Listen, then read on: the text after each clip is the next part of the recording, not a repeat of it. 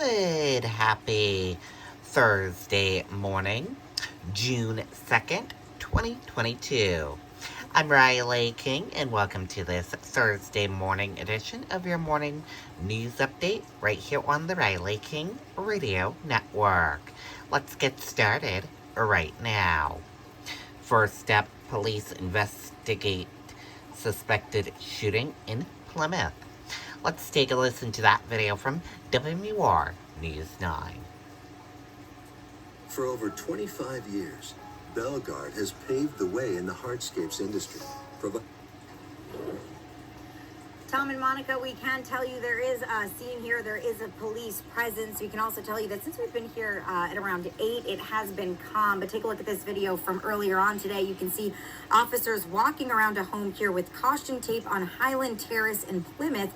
We can confirm there's a joint criminal investigation between New Hampshire State Police and the Plymouth Police Department for the suspected shooting. We spoke to people living in the neighborhood who say what's happening here hits close to home for them. New Hampshire State Police says right now there's no known threat to the public. Again, this is a developing situation, and we'll keep you updated both on air and online. Live in Plymouth, Grace Finerman, WMUR News 9.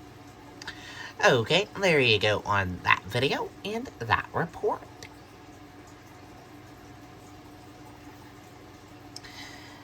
New Hampshire State Police expand use of dashboard and body cameras.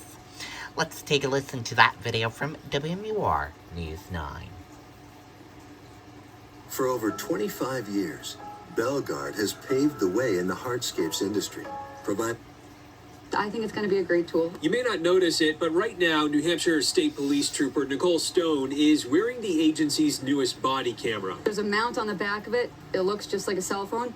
And there's a mount on the inside of our uniform. It clips right into the inside, and we zip it up, so we're able to switch it from uniform to uniform and then into a jacket as well. The cameras are activated through a series of prompts. One of the ways is you just tap 3 times on your chest, so it's 1, 2, 3.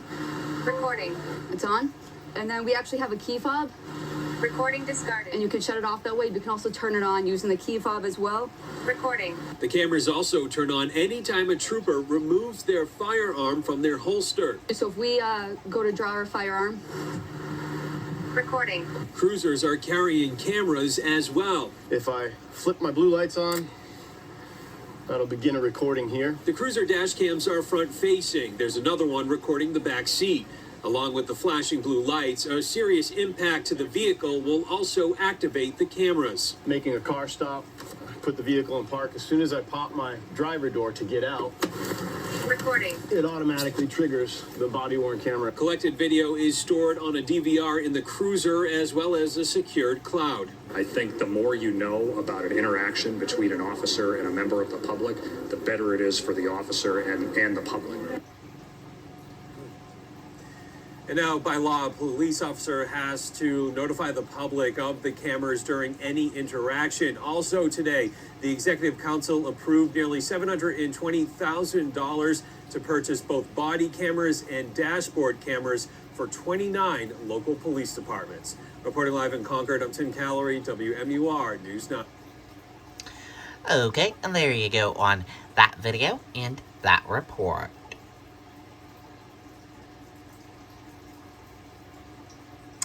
New Hampshire blood donor recipient gives back after life-changing moment.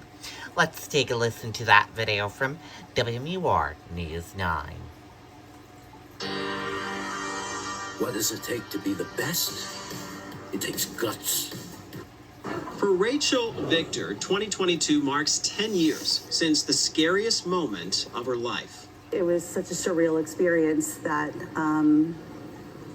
it doesn't really seem that happened to me sometimes.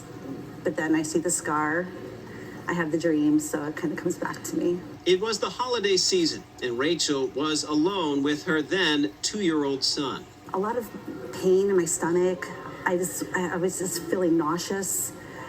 Just a lot of pain. It was just unusual. I thought, and it was the nauseousness, I thought maybe it was food poisoning. When her husband arrived home, Rachel's condition rapidly deteriorated. By the time he got home from class, he had to carry me to the car. Rachel was hemorrhaging. Blood was pooling inside of her abdomen. Doctors rushed her to surgery. It was so happening so fast. I just couldn't really believe that it was happening. Rachel required 4 transfusions. Thankfully, there was just enough on hand. If no one gave blood, people like me wouldn't be here. We wouldn't be alive. And now she's helping to give back by regularly donating. On June 3rd, Rachel will organize her second blood drive at Quirk Kia in Manchester.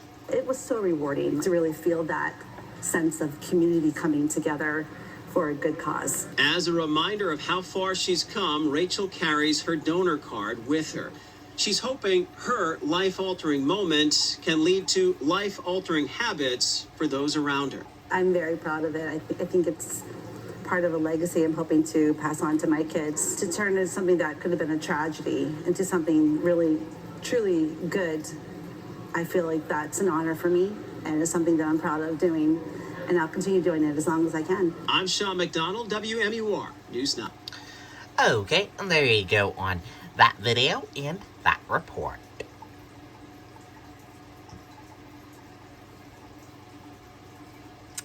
In last COVID-19 call with educators, health officials stress importance of vaccination. Let's take a listen to that video from WMUR News 9. What does it take to be the best? It takes guts. And Jen, this last virtual update of the school year for educators is also the last planned update like this when it comes to the state's response to COVID in the classrooms, kind of a signal of where we are with this virus. They say this summer and next school year, they don't intend to hold these virtual meetings. State health leaders say the testing programs they put in place, though, in schools, those will continue into the fall, however. And they say in the final weeks here of classes and into the summer, the focus remains vaccination, which state epidemiologist Benjamin Chan says we need to rethink how we talk about. I think we all collectively need to stop using the term fully vaccinated. That's an antiquated term. It doesn't mean much anymore. Let's maybe agree together not to use that term. We're using the term up to date on vaccination. So what's the difference here? Dr. Chan says that means you and your family received all recommended doses, things like the booster, changing a lot of this. To that end, he also told educators the FDA Advisory Committee will be meeting in 2 weeks' time to consider approval for COVID vaccines for kids under the age of 5. In the studio tonight, Steve Botori, WMUR News 9. Okay, and there you go on that video and that report.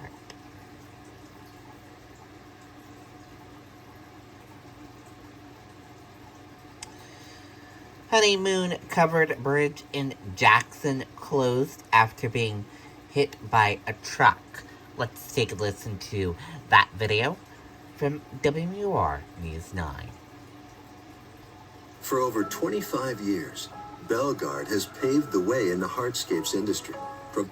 Tonight, the Honeymoon covered bridge on Route 16A in Jackson is closed after it was hit by a truck. Part of the roof system is damaged. New Hampshire DOT has no estimate of when the 150-year-old bridge will reopen. It's not the first time the bridge has been shut down after vehicles crashed into it. It happened in 2018 and 2019 as well. Okay, and there you go on that video and that report. And that does it for this morning edition of your morning news update right here on the Riley King Radio Network. Thank you for tuning in and listening to this morning news update. Have a great day, everyone, and goodbye.